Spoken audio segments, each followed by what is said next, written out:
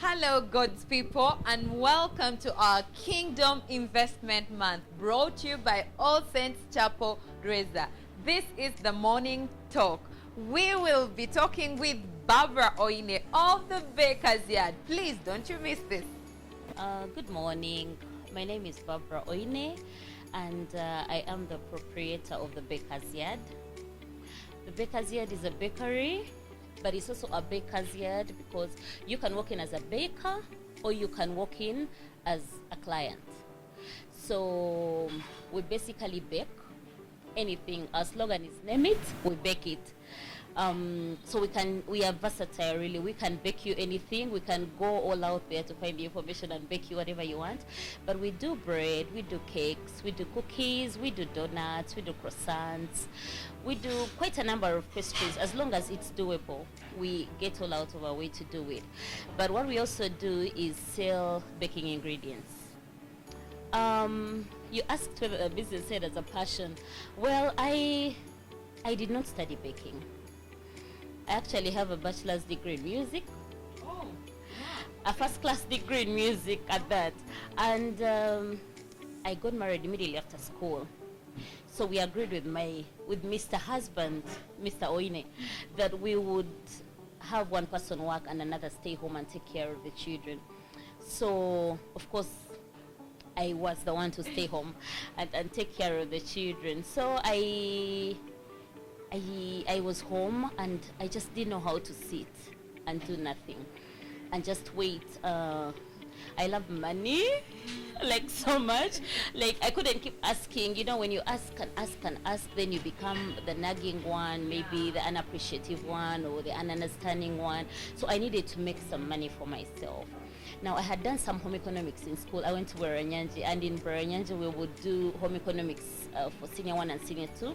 And we would learn how to bake basic pastries. We would do cupcakes, we would do mandazi, biscuits, cookies, those little things. So I moved out of school with that little knowledge, and I would make these little bites at home. So when I would have some guests, I would just make some cupcakes, I would make some cookies, I would make some donuts, and the people who came really, really loved them.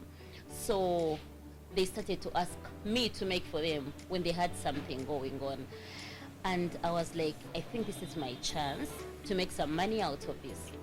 So when they became, when it became continuous, like one person would be asking this weekend, another would be asking another weekend, I think it is time for me to do this as a business. So I started to charge. So I'll just make little cupcakes and cookies and donuts, and people would really, really love them. So one person brought another. And the beauty of food and cake is you actually do not have to be out there, shouting your business. Because every time you come and tell somebody, I make cake, they're very nice cakes, they would think you are blowing your own trumpet. So the best person to sell a cake to you would be somebody who has eaten it. So most of our clients come as referrals. So that's how I grew from one client to another. And I don't want to say it was out of need for money. I don't want to say it was a passion, but can I say I found myself there? But I am also multi-talented. I am somebody who will do anything and make it happen. So I happen to do the cakes and make them happen. One day, a neighbor asks for a birthday cake, because at the beginning I was just making little tea bites. She asks for a birthday cake, and I did not want to say no. So I told her I would make it. I went out of my way. I went to YouTube. I started searching, how do you do this? How do you do this? And I remember the first night, I went to bed at about 3 a.m. trying to ice a cake. It wasn't easy. When you're looking at somebody doing it on YouTube, watching somebody, it may seem so easy, but when you finally put your hands to it, I think I went to bed at 3 a.m. That's after Mr. Oyine said, Nyavo, it is time to sleep. Like, you cannot keep on and on and on. So I decided to visit a friend the next day and asked her to help me, because the client needed the cake. Now that's the other thing about this business, that the client needs it, so you have to deliver. And there will be no option, like somebody will not have to run around looking for another cake, you just have to deliver. So I visited a friend who was also not so good. Apparently the people who were good that time were not willing to teach. So I had this friend and she said, come and we find a way together, and we did. And the client wasn't a picky one, thank heavens. She was thrilled. She was happy. She really, really loved her cake. And I told myself, I think this is time. This is the time to like make this happen. I got my second order and my third order and my fourth order and on and on and on until I got my first wedding cake order. Wow. I wanted to say no. And then something in me told me, if you can do a birthday cake, why can't you do a wedding cake? Just like you did your first birthday cake, you can actually do the next one. And I took on the order. I took on the order and then looked for somebody to help me. And when she did it, it wasn't something so different, like from what I had been doing. And I was like, I think I have gotten it, and this is where I am. So how did I end up at the baker's yard? So during COVID, this is a COVID baby, by the way. The baker's yard as an outlet is a COVID baby. Wow, and COVID was swallowing up some businesses for you. I was bringing in, and I really, really thank God for that, yes. So I was baking from home at the beginning, but during COVID, because Chikubo was closed, which was a major supplier for baking ingredients, and of course so many people were far from maybe the supermarkets that could get them the baking ingredients, I saw it as an opportunity to start to sell ingredients to bakers, especially on Interior Road, because we did not have any such outlet on Interior Road of anybody selling baking ingredients. So because I used to buy ingredients in bulk, I had a lot in stock for me. So I decided to measure off, like for something that I would buy in 500 grams, I would measure 50 grams and 100 grams and 200 grams, and I would be able to make money. And wow, business was good. Like we were busy until I was chased from home. The business grew bigger than the home. It became an insecurity, you know, of sorts, having so many people coming in and out. I was chased, and the Baganda say, "Akugova ya kulage kubo." So that is how I ended up looking for an outlet, and I found myself here. I can say we have grown by leaps and bounds. God has been faithful. There were so many bakers that came up during the COVID period. So many mothers became bakers. Like every mother became a baker, you know, of sorts, and they were all looking for ingredients. And so this was a one-stop center for all the baking ingredients. Name it, you know, tins, flavors, premixes, name it, really. So we try to have everything in stock so people would easily walk in here and find everything. And that's how we started, and here we are. God has been faithful. Amen. Yeah. Amen. To God be the glory. Amen. So, Barbara, for matters of clarity, we want to know how small or how big did you start? I really started small. I did not plan to start this business, so I did not go out to buy a mixer and a prover and an oven. No, I started with the little things I had at home. There were eggs for home use that week, there was a packet of flour, there was a small oven at home, and then I used my mingling stick, the mulao, you know, and then in a katasa, and I mixed my first cake. So that time we did not have all these machines that we are seeing out there. I know somebody walks in here and then says, wow, I would want to have a business like Barbra's, but I do not have money, so how would I make something like this? And they would think I actually started like this. No, I actually started in my katasa and mulao, and I made my first cupcakes, you know, with just a little oven at home, and even cups, by the way. At first I didn't even have a baking tray for cupcakes, and we would use the small teacups, okay, and we'd put paper cups in there, the paper cups, you know, those paper cups for cupcakes, and put them in the cups, and would bake in those cups. The cups can actually bake. And then my first cakes, birthday cakes, were made in saucepans. The saucepans I had at home. I did not go out there to shop equipment for baking at the beginning. So it is a business that anybody would start in the comfort of their home with the least possible. And lately we are teaching people how to bake, how to use sigiris. In the village we have a program running of ladies learning how to bake, and they are using firewood to bake in saucepans and sand. So actually somebody doesn't need to first, you know, purchase an oven, purchase a mixer, and you know, all these sophisticated things in order to begin. You grow along the way. And I've come to appreciate from the people I've interacted with, from the people I have seen, that usually the people who start big, you know, who jump in and say, my father is rich, so I finished school and he gave me 50 million and I started a bakery, would not usually make it because they haven't, like, there's no striving to get to that place where they are. So because it was easy come, it's usually easy go. Yes, but when you start small and grow, you know, and save your money and buy your first machine and then buy a second one and then sell it and buy a bigger one, and then, you know, grow through those ranks, you usually appreciate your business better. You get to know it better. That even when you get to a point where you're employing other people, you know the basics. That even when power will be off, you will still deliver because you have worked without power before. So now you're not relying on electricity, So you learn how to work your trade as it grows. And for me, that makes you a better person, makes you a better business person.